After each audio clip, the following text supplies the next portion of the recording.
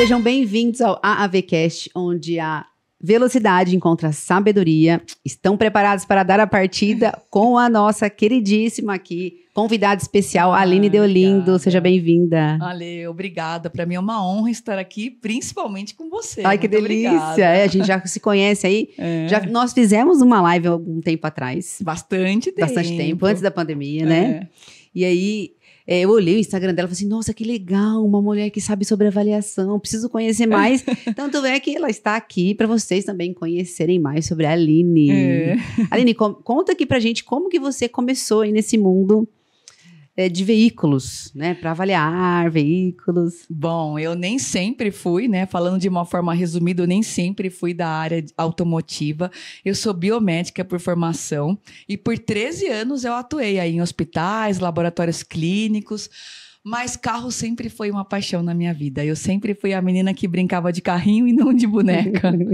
Eu não gostava de ganhar bonecas, eu gostava de ganhar caminhão, carrinhos de fricção, essas coisas. E eu sofri uma crise de estresse na minha profissão. Eu tinha um cargo de gestão em hospital, trabalhava 24 horas por dia, Natal, Ano Novo. E aí um dia eu tive uma crise de estresse mesmo, de passar mal, ir pro hospital, uma crise de estresse significativa. E eu decidi mudar a minha vida. Fazer o meu hobby virar a minha profissão. Olha que legal. Eu gostava de off-road, de kart. Carros era meu hobby mesmo. E foi muito difícil essa mudança, porque eu pensei, tudo bem, eu gosto de carros, mas eu não entendo tecnicamente de carros. Na época, eu não entendia.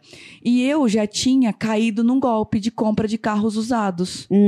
Eu já tinha comprado um carro que era tido como perfeito no mercado, carro de mulher, única dona, baixa quilometragem, com laudo aprovado.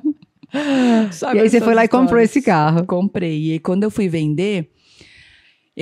olha, interessante que eu fui vender, o carro era ótimo, ele não me dava problemas até então. Eu fui vender justamente porque eu tive um problema financeiro e eu precisava do dinheiro do carro. E a pessoa falou, eu posso fazer uma vistoria? Naquela época nem era tão comum fazer vistoria como é hoje. Falei, claro que pode. Quando eu comprei, a loja me entregou uma vistoria. Nossa, Ale, quando foi fazer a vistoria... O carro era emendado à traseira de outro carro. Ele era soldado aqui. E emendaram a traseira do outro carro.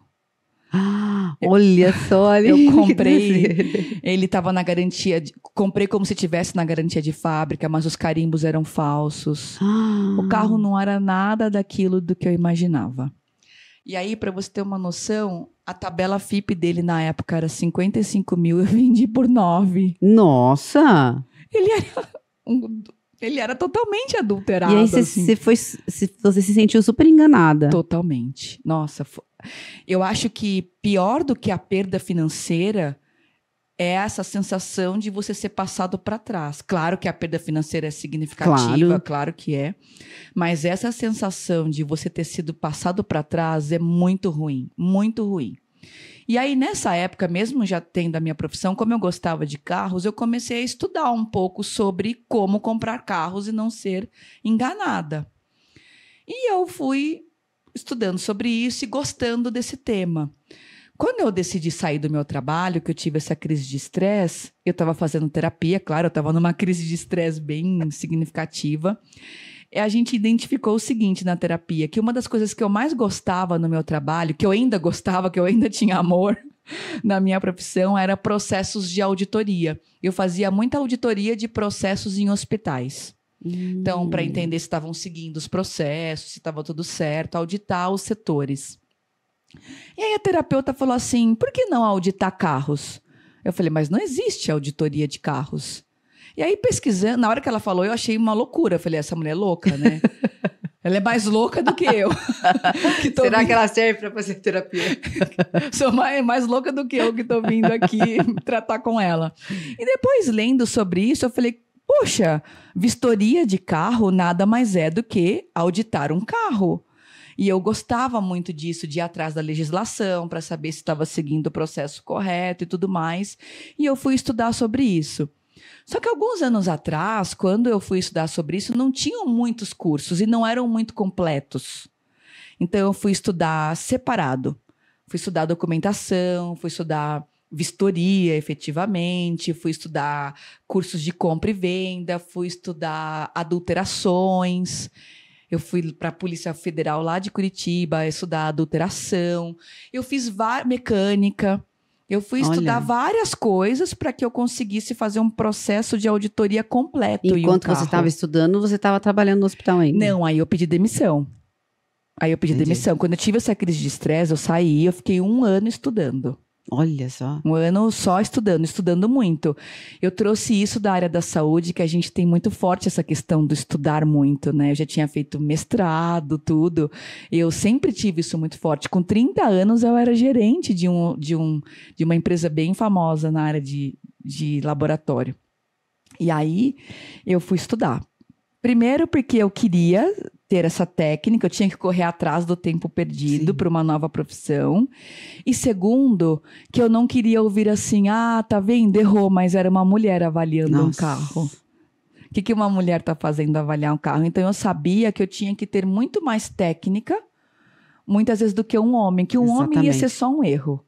Uma mulher não, tá vendo? Mandaram uma mulher aqui avaliar carro, avaliou errado. Então, estudar é muito forte para mim até hoje. Eu estou sempre estudando. Eu já fiz praticamente todos os cursos que tem no mercado. Nossa, que bom. Relacionados a isso. Não pode parar, né? Não e pode. Sempre tem alguma coisa que muda também hoje em dia, né? Sempre estar atualizada, né, Aline, em tudo. Eu costumo dizer o seguinte, Alê. O Cristiano Ronaldo, o Messi, o Neymar, eles treinam todos os dias. Por que as outras profissões não? Um médico está toda hora estudando, toda hora num congresso. Por que as outras profissões não? Todas são tão importantes quanto. A gente precisa ter esse hábito. Eu acho que isso é muito importante. E quando você começou a ir para a prática, assim? Então, passou 1 ano estudando e aí eu comecei a atender os familiares.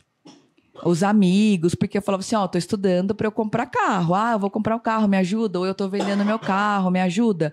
E eu comecei nessa, ajudando as pessoas próximas, sendo muito sincera. Comecei com o meu Instagram e aí a roda começou a girar sozinha.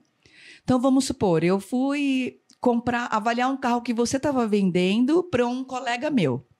E aí, quando eu cheguei lá para avaliar o carro, você conheceu o meu trabalho, você estava vendendo o carro, daqui a pouco você ia comprar. Exatamente. Né? E aí você falava, nossa, que processo legal de avaliar, quando eu for comprar o meu, eu vou te contratar. Ai, que legal. Aí a roda começou girando assim. Trabalho bom e indicações. A gente sempre tem o boca a boca, né? O boca a boca faz ainda hoje muitos negócios. E você já tinha seu Instagram. Depois eu também quero que você fale um pouco sobre isso. Com isso eu fui começando a fazendo o meu Instagram, né? Fui começando, mas no início eu não tinha. Hoje eu tenho. Hoje a maioria dos meus clientes vem pelo Instagram. Olha só que legal. Mas naquela época era mais as indicações. E aí foi rodando assim. Comecei atendendo pessoas conhecidas.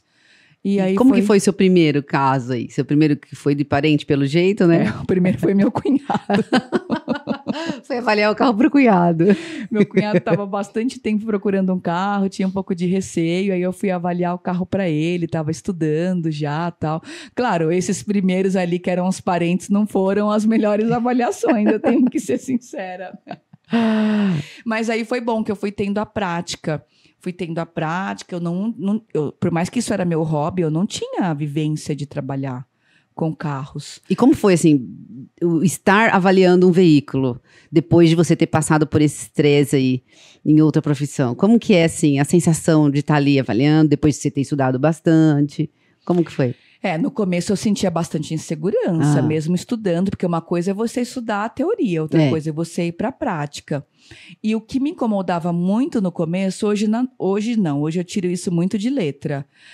Você chegar numa loja, você chegar para um particular, que nem foi esse primeiro, e você ser uma mulher e vir avaliar um carro, entrar debaixo do carro, abrir o capô.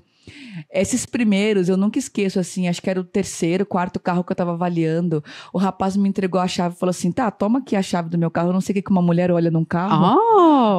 Sério? Aí, nessa época, eu ficava bem chateada, assim. Mas você sabia mais coisa que ele, né? No final, ele me falou isso. Isso foi muito interessante. No final ele falou, nossa, eu não tinha ideia, você sabe muito mais do que eu, tal. Ele era particular, não era lojista. Isso eu ouço até hoje, mas isso hoje tudo bem, assim, eu não fico mais mal, mas naquela época eu repensava. Nossa, se mas era hoje já isso. tem tantas mulheres mecânicas, né? Tem oficina de mulher, assim. Mas que isso a gente falam tá falando quase 10 anos atrás, Nossa. né? E não era tão comum assim, tinham pouquíssimas mulheres. Hoje já tem mais, mas mesmo assim, hoje eu passo por isso. Nossa, até hoje Inclusive ali. em lojas, em concessionárias, eu pena, passo né? bastante por isso. Semanalmente eu tenho um caso desse para contar. De alguém que fica espantado de ver uma mulher. Tem gente que não quer falar, mas fica, mas... Sexta-feira eu fui num particular, ele falou assim, mas você veio sozinha? E aí eu falei, vim, mas ele falou, você não falou que ia fazer uma avaliação, uma vistoria? Eu falei, sim. Mas então não entendi por que você veio sozinha. Eu falei, porque eu sou mulher? Sou eu mesmo que faço a vistoria. Ele, porque não é comum, né, tal. E hoje isso não te incomoda mais? Não, hoje não me incomoda. Eu acho que no começo eu tinha um pouco da insegurança, né, então isso me incomodava um pouco. Hoje não, hoje eu não fico me vitimizando, ou não fico chateada. Hoje eu mostro para a pessoa com a técnica que eu sou tão competente quanto outra pessoa. Perfeito. Um homem, né? Então já faz mais de 10 anos que você tá nesse... já tá chegando nos 10, Olha só. É. Imagina 10 anos olhando veículos, né? Todos os dias. Todos os dias. Modelos diferentes, né? E a gente sempre vai estudando e se aprimorando. Naquela época que eu comecei a estudar, não tinha carro híbrido e elétrico. Hoje já tem, já é uma avaliação diferente. A gente tem que estar sempre em busca disso. Então... E hoje, o olhar um veículo, você já consegue identificar ali que ele já está pintado, que ele já não... consegue? Sim. Então, isso é muito interessante, né? Às vezes eu vou algumas lojas, por exemplo, isso acontece muito com lojas de pessoas que estão há 20, 30 anos na profissão. Aí eu chego lá, pego o meu medidor de espessura e começo a colocar no carro. Aí o lojista fala para mim, mas eu só de bater o olho eu sei, eu não preciso desses medidores. Eu também sei se eu bater o olho, só que é muito interessante, Ale, hoje, cada vez mais... os profissionais estão se atualizando e buscando melhorar. Existem funilarias, tem uma funilaria do lado da minha casa que ele fala no Instagram que se eu chegar lá, se um consultor automotivo chegar com o medidor e identificar uma repintura, ele devolve o dinheiro que a pessoa pagou pelo serviço. Nossa! Por quê? Porque ele vai tentar lixar tudo e fazer camadas finas para... Então, assim, existem funilarias e funilarias. Funilaria que pinta lá no meio da rua, né, sem uma cabine, sem uma qualidade técnica alta, a gente bate o olho na rua, quando o carro passa por mim no trânsito, eu já vejo que foi pintado. Só que existem funilarias que você não vai bater o olho e não vai ver. E vai ficar tão explícito assim. Existem serviços muito bem feitos, que a gente vai precisar de um olhar e de equipamentos para nos ajudar. Fora isso, a gente precisa identificar também... Eu falo que identificar uma repintura é ok. Carro usado tem repintura. Sim. Mas a repintura, para a gente, de avaliação, é a ponta de um iceberg. Um carro, quando risca, ele pinta. Um carro, quando capota, ele pinta. Então, identificar uma repintura é para iniciar naquele local um processo de investigação. Por que pintou? Perfeito. Né? Pintou por um probleminha simples, pintou porque ralou, tudo bem. Agora, e a estrutura nessa região? Qual é a extensão? Foi um serviço bem feito? Isso vai desvalorizar ou não o carro? Tem massa, tem muita massa? Pode correr o risco de ter que refazer esse serviço? Olha só, e para muita gente que não entende, a repintura é complicado, né? E pode não ser tão complicado, porque pode ser só um risco. Quem nunca, né? Não deu. Ainda Uma mais raladinha. nas grandes cidades hoje que tem esses prédios com estacionamentos super apertados. Todo mundo rala um paralama nesses prédios, né? Esses carros gigantes agora. Então, assim, isso não tem problema nenhum ter repintura, mas assim, fazer uma análise técnica para identificar o porquê. Ai, maravilha. E me fala assim, sobre o seu trabalho. Hoje você é personal car. Isso. E explica um pouquinho o que é o personal car. E depois eu gostaria de saber, porque eu já estava ali conversando com você, né, um pouquinho antes, como que você faz essas perguntas, que tipo de perguntas você precisa fazer para entender esse seu cliente? Tá. Então, hoje, nada mais do que nós somos uma assessoria. O meu público é de particulares, pessoas leigas. Nós vamos assessorar essas pessoas com carros. Então, algumas pessoas nos pedem ajuda. A maioria do nosso carro forte lá é avaliação e compra de carros. Então, nós assessoramos pessoas particulares a comprar carros. Mas nós também temos serviços que nós assessoramos um particular a vender um carro, a blindar um carro, a fazer uma manutenção específica. Esses dias, por exemplo, eu recebi uma ligação de uma moça. Ela falou assim, olha, eu sou sozinha, meu câmbio quebrou, eu não tenho noção do que eu faço. Eu já levei em oficinas diferentes, tive orçamentos totalmente diferentes. Ela tinha orçamento de 2 mil, de 8 mil e de 20 mil. Nossa. Ela falou assim, eu tava não sei. perdida. Ela falou, não tenho para quem ajudar. Então, assim, nós assessoramos as pessoas leigas, as pessoas ou leiga ou que não tem tempo. Existem pessoas que entendem, mas não tem. Procurar um carro dá muito trabalho para comprar um carro usado. Às vezes a gente chega para ver ele é bonito, mas a mecânica não tá boa. Aí você chega para ver outro, a mecânica tá boa, mas tem estrutura. Ou o conjunto tá muito bom, mas aí a pessoa quer um preço surreal. Então, eu falo que é uma análise de conjunto. Então, a gente acaba visitando vários carros, que é o serviço de Car Hunter, né? E é uma consultoria. É uma consultoria. Então, o principal serviço que nós temos é assessorar com a compra. Mas tudo relacionado a carros, nós ajudamos as pessoas Que legal. a fazer. Muito interessante isso. E aí, o que você precisa saber para você, por exemplo, buscar um veículo para comprar? Eu preciso comprar um carro. Aline, ajuda aí, me ajuda. Primeira coisa, a gente vai entender o seu perfil. O que é importante para você, o que você precisa. Eu costumo dizer que o seu carro ideal não é o meu carro ideal, né? Um carro pode ser perfeito para você, mas pode não me atender. Então, eu vou entender as suas necessidades, os seus desejos, o seu orçamento de compra, o seu orçamento de pós-compra para manter esse carro, sua configuração familiar, o que é importante para você, né, num carro que um carro tenha, desde desejos até, vamos supor, eu moro aqui em Vinhedo e trabalho em São Paulo, então eu não posso ter um carro muito pequenininho, 1.0, se eu tenho família, preciso entender. Sim. E aí te ajudar com a escolha desse carro e depois nós vamos no mercado procurar esse carro. Então você vai falar para mim, tudo bem, a gente definiu que o meu carro ideal é uma Tiguan, um exemplo, né? Você tem filhos e tal, e aí você vai falar para mim, só que eu não gosto de preto. Eu gosto muito de azul e de prata. E, exemplo, em São Paulo tem rodízio. Olha, meu marido já tem um carro que o rodízio é segunda. Eu não posso ter rodízio de segunda, senão os 2 carros da família. Então, a gente vai entender primeiro o perfil do carro ideal e depois as necessidades da pessoa. Desde cor, tem gente que fala, olha, eu não quero um carro que seja de fumante, né? Tudo. E aí, vamos no mercado procurar esse carro. A gente vê os anúncios, liga, entende o carro, pergunta se tem histórico de revisões, a gente procura um carro, o nosso nicho é pessoas que procuram carros de alta qualidade. Então, carros que têm um histórico de revisões, que não teve colisões que afetassem a estrutura, é o nicho que a gente trabalha.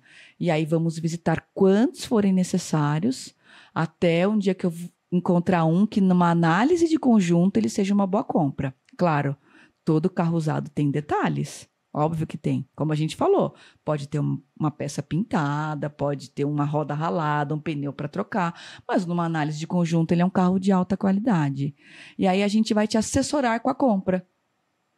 Porque esse perfil de clientes também tem medo de ser enganado na hora de compra. Que horas que eu pago? Que horas que eu assino o documento? Que horas que eu... né, em que momento que eu faço tudo isso? E se eu tiver um carro na troca, você também faz essa...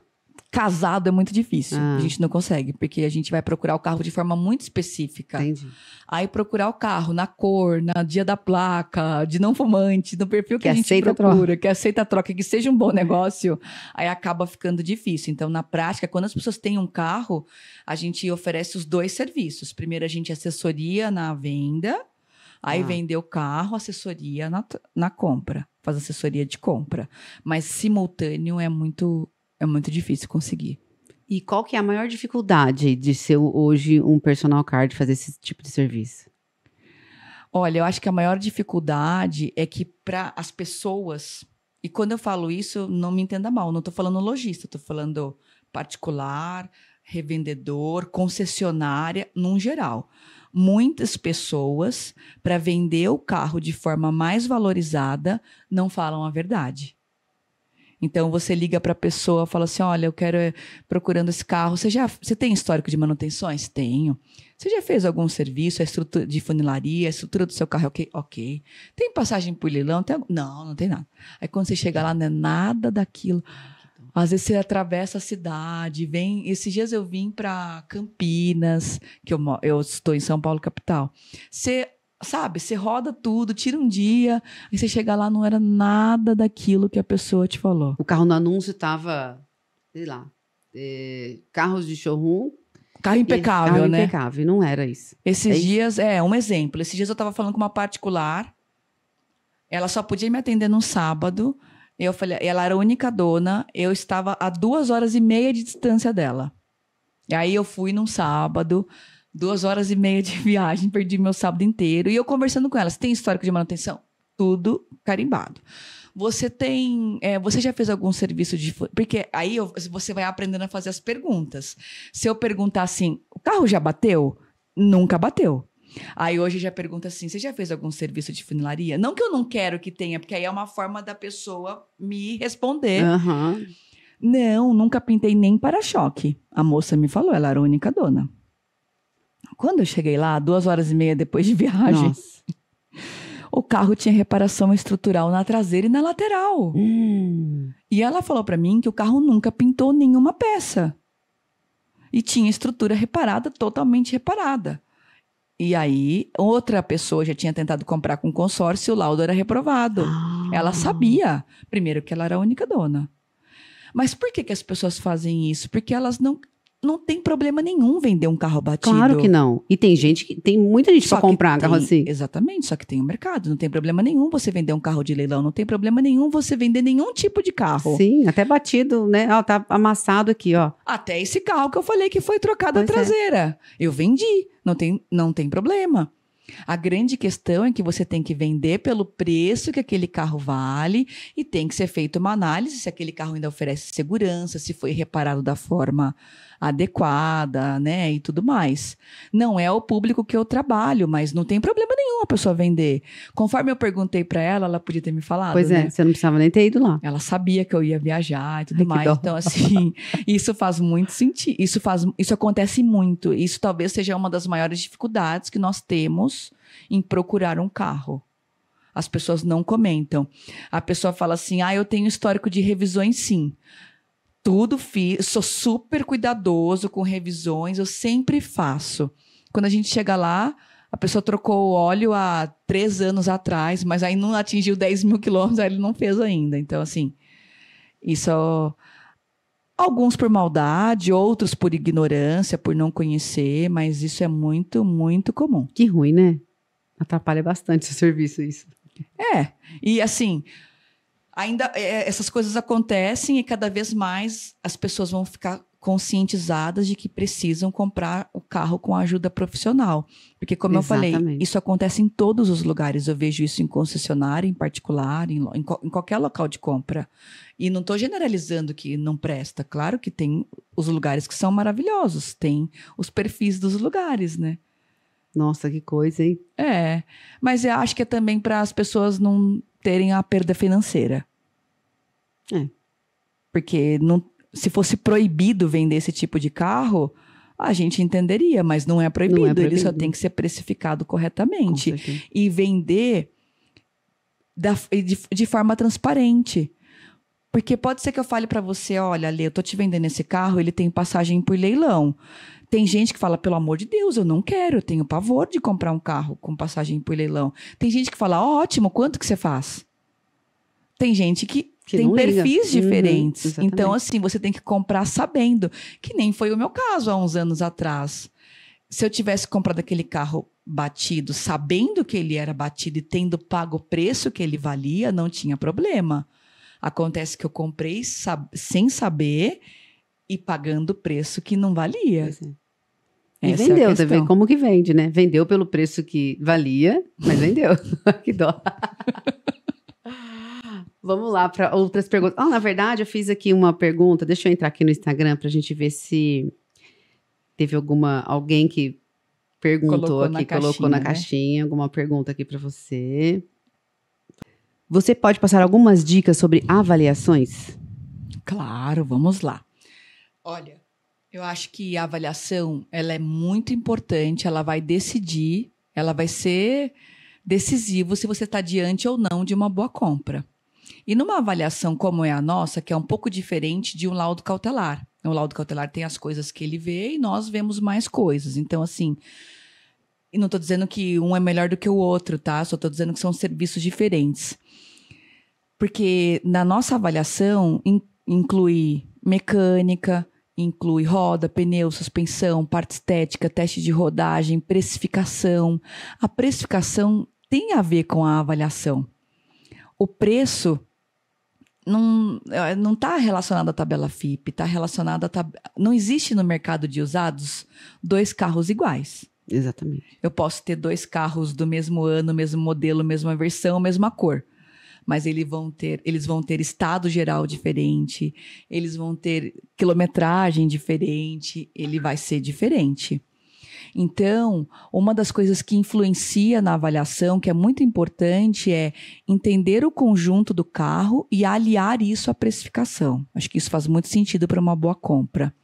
Mas dicas especificamente de avaliação, eu acho que assim, a gente precisa primeiro entender sobre o carro. Antes de eu começar, quando eu chego para avaliar um carro, eu já não vou olhando. Tem gente que fala assim, para avaliar o carro, a primeira coisa é 360 em volta do carro.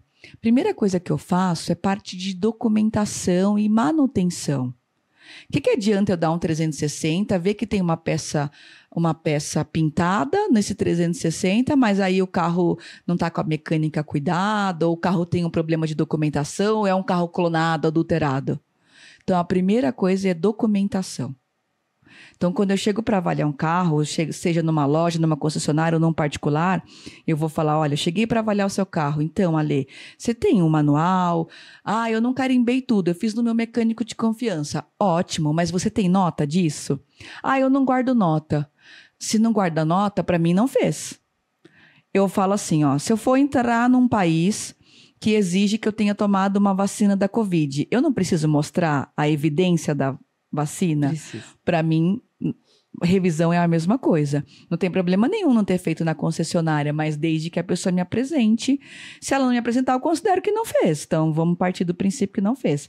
E o histórico de revisões, ele é muito importante, porque ele fala sobre o carro, ele ajuda a gente a identificar a quilometragem do carro, ele ajuda a identificar se é um carro bem cuidado, se é um carro que está dando problema, se tem uso severo. Ele ajuda com várias coisas. O histórico de manutenção é um conjunto para você identificar sobre aquele carro. Depois do histórico de manutenções, eu peço o documento. No documento, você vai ver ali a observação, se o carro tem alguma restrição, se tem alguma coisa. E depois é confrontar o documento com o carro. Desde a cor, a número de ocupantes, existem pessoas que modificam. Vamos supor, você pode estar comprando um carro, um SUV que está de 5 lugares, e a pessoa foi lá e colocou 7 lugares. Existe isso, eu já vi isso mais de uma vez. Existem pessoas que mudam a cor do carro, pinta de outro tom e lá no... né, eu já fui visitar um carro que no documento estava marrom e o carro é cinza. Nossa. A pessoa pintou e mudou, envelopou.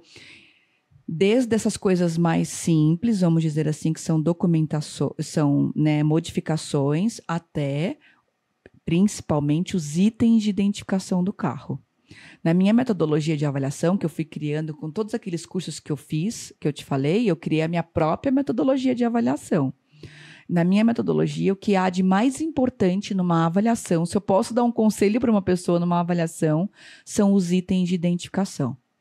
Se eu comer bola, vamos falar assim, bem informal, numa mecânica, eu vou ter um custo, mas o carro não está perdido. Se eu comer bola na estrutura, eu vou ter um custo, uma desvalorização, mas o carro não está perdido. Agora, se eu comprar um carro clonado, aí está tudo perdido e eu ainda vou ter grandes problemas com relação a isso. Então, é pegar o documento e checar carro e documento. Então, tenho lá a numeração do chassi no documento, confrontar com a numeração do chassi, ver se tem indícios de adulteração, ver o final do chassi está nos vidros.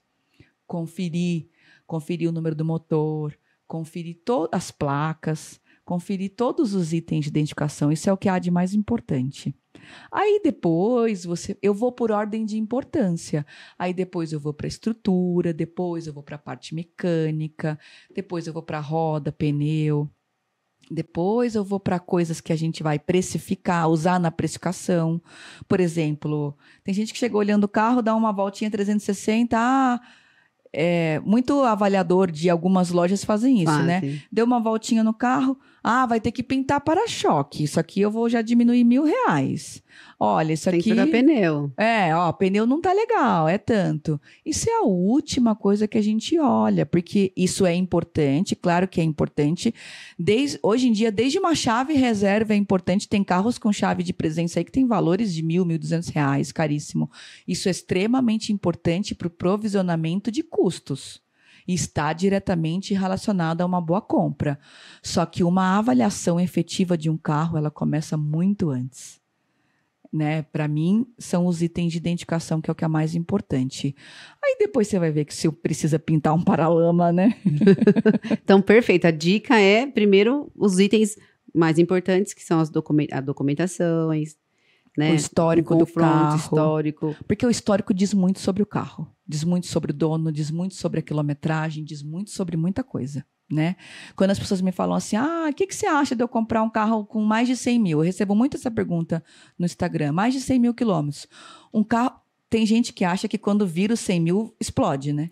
Não presta mais. E o que você fala sobre isso? O que você diz sobre mais de 100 mil? Existem carros, eu vejo isso no meu dia a dia. Às vezes eu visito um carro com 5, 10 mil quilômetros, que é pior do que um carro de 120 mil quilômetros. E por que isso? Porque as pessoas acham que porque tem uma quilometragem baixa, não precisa cuidar. Porque ela demora 5 anos para atingir 10 mil quilômetros, ela não precisa cuidar. E às vezes um carro parado, às vezes ele é pior do que um carro que está rodando, né? Então, assim, o mais importante é o histórico de manutenções. Mais vale um carro de 120 mil quilômetros que a pessoa cuidou religiosamente e preventivamente do carro, do que um carro com uma quilometragem baixa que a pessoa não cuidou, porque você sabe que eu falo que um dos carros mais difíceis de comprar em bom estado é Honda e Toyota. Eu pergunto para a pessoa assim, tem histórico de manutenção? Imagina, isso é um Toyota. Não precisa fazer manutenção. Não precisa fazer manutenção. Então, e carro é carro, né? Claro que existem carros mais robustos e carros menos robustos, mas o preventivo é para todos os carros. Exatamente. Você sabe que tem uma outra pergunta aqui, ó. Quer ver para você?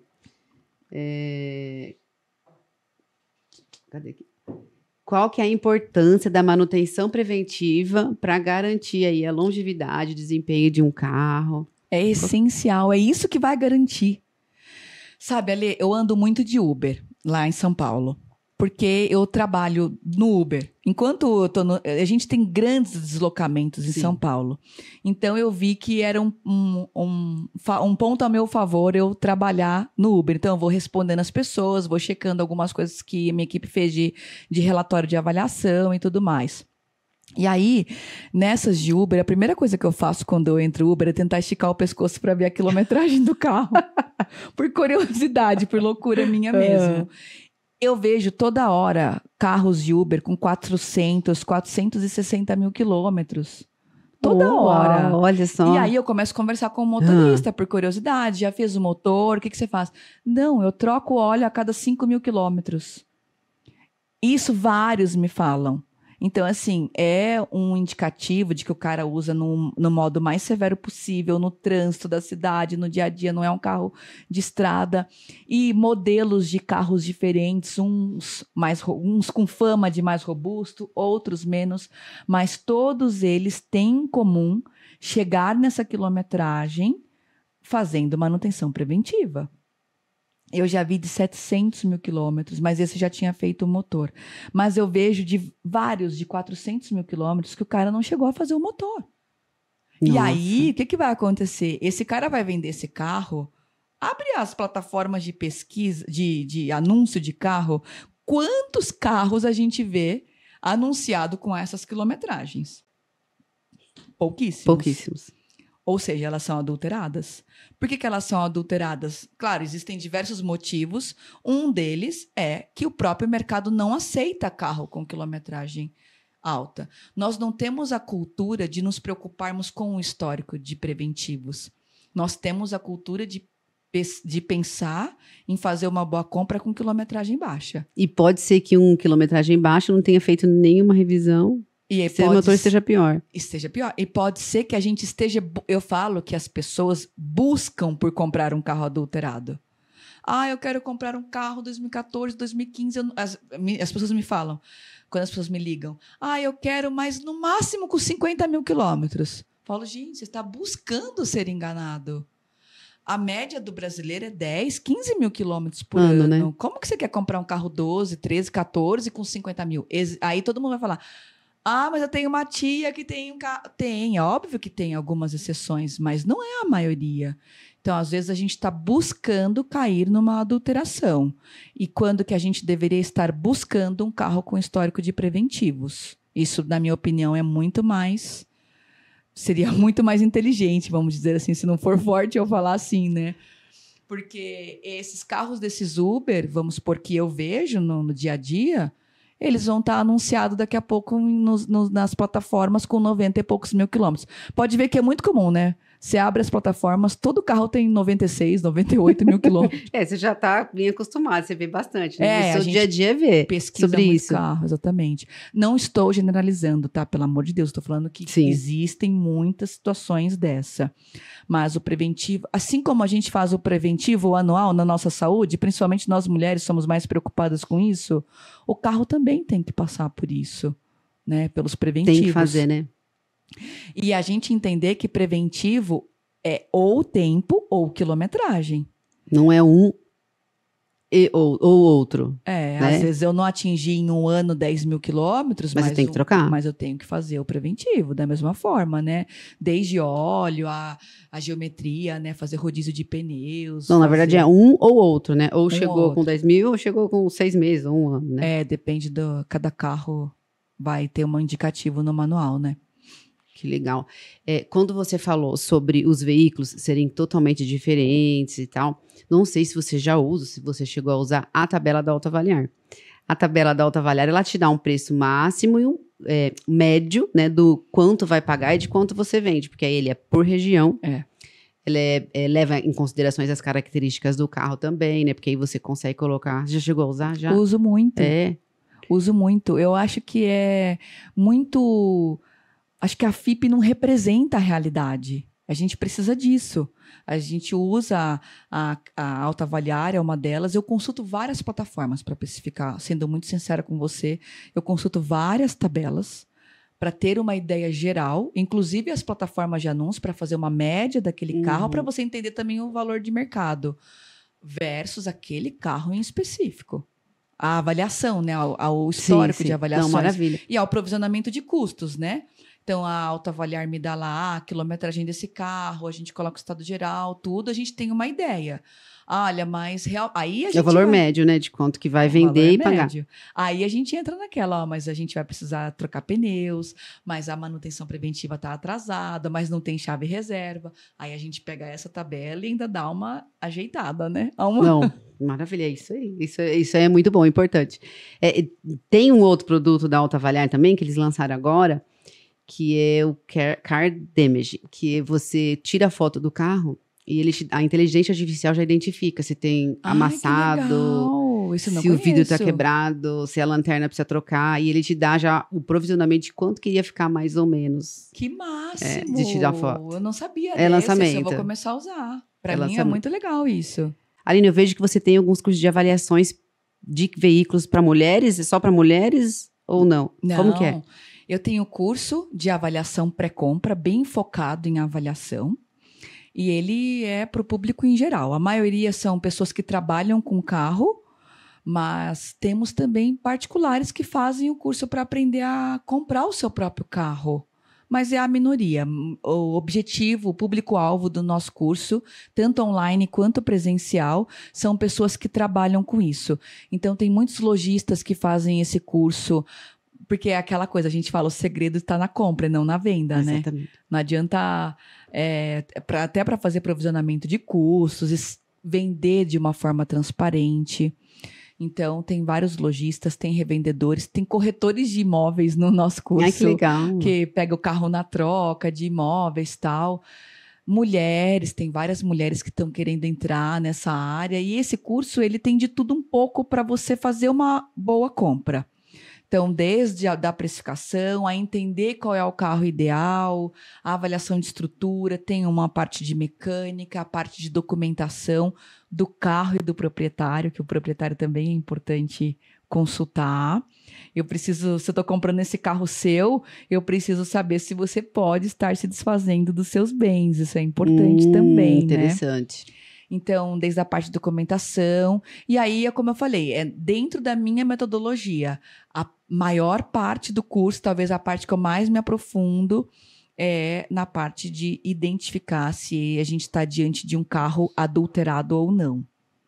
Mas também tem a análise de pintura, análise de estrutura, tudo dentro de... Quanto tempo dura um curso desse? O online tem mais de 100 aulas. Nossa! Ele é bem minucioso. Agora, o presencial, nós falamos que é uma imersão de um final de semana, mas são 20 horas dentro de uma oficina mecânica, porque é um curso totalmente prático. Para entender, avaliar a adulteração, a estrutura, a parte mecânica. E aí, depois a gente vai indo para as partes menos importantes. É o dia inteiro, da manhã até a tarde. Sábado assim. e domingo, o dia inteiro. Chega, a gente marca 20 horas de curso, mas tranquilo, chega em 24 horas de curso. Por isso que eu chamo de imersão. Tem muita coisa para aprender, né? Muita coisa. É muita coisa que a gente tem que avaliar num carro. E tem as particularidades. Então, nesse curso presencial, a gente avalia carro blindado, a gente avalia carro eletrificado, porque também são avaliações um pouco diferentes. Análise de pintura. Análise de pintura não é só bater o olho. Existe uma lanterna específica para análise de pintura, existem equipamentos específicos para análise de pintura. Então, a análise de pintura vai muito além de que as pessoas acham que a gente só olha um carro assim e fala, ai, tá pintado. Então é bem minucioso Bem mesmo. minucioso. Você vai com um checklist ali do lado e vai checando, ou não? Já tá tudo na sua cabeça. Na verdade, assim, eu tenho um checklist que eu dou no curso, que é da minha metodologia, mas hoje eu sou muito de processos, né? Que eu já venho com isso de hospital. Eu sigo um processo exatamente no mesmo padrão. E aí eu filmo toda a minha avaliação e eu tenho Close Friends no Instagram.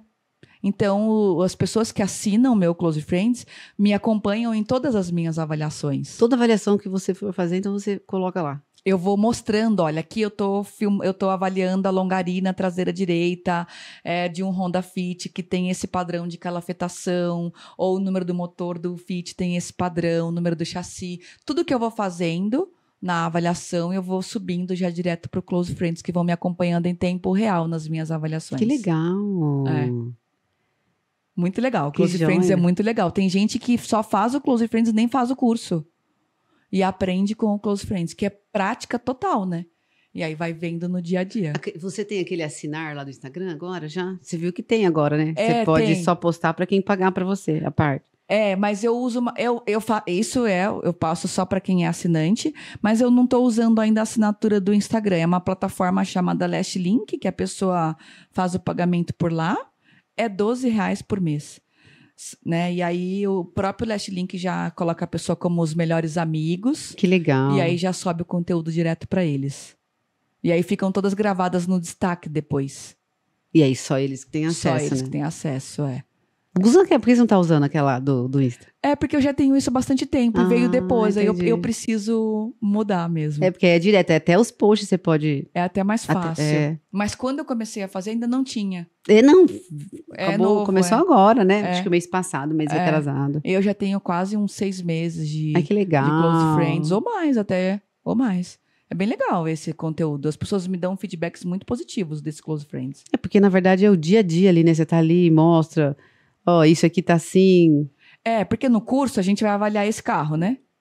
Aí, olha, é a realidade desse carro. Só que quando a gente chega na prática, cada montadora tem o seu padrão. Tem uma longarina de uma forma, tem uma calafetação, tem um padrão de número de motor, um padrão de número de chassi. E no Close Friends a pessoa vê todos os tipos. Os estilos, os carros, o jeito que o carro tá ali na hora, né, também. E a situação que eu tô vivendo. Ele vê realmente uma estrutura reparada, ele vê realmente um carro com alguma situação, ele vê o dia a dia efetivamente. Legal. Muito interessante aí para participar, né? Sim. Ó, quem quiser, o carro ideal, né? O carro _ ideal. O carro _ ideal. Bom, acho que pra gente encerrar, eu gostaria que você compartilhasse algum insight, já que você tá nesse ramo faz bastante tempo. Para quem... Algum insight, alguma ideia aí também, compartilha com a gente algum conselho. Olha, Lê, o conselho que eu dou é não comprar carro com emoção. Nunca.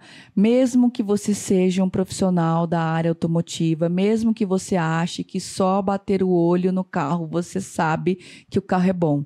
Eu vejo muito isso no dia a dia de pessoas que falam, eu trabalho há 30 anos com carro. Posso contar uma historinha rapidinho? Claro. Eu sempre conto essa história, viu? Mas ela reflete muito isso que eu estou dizendo.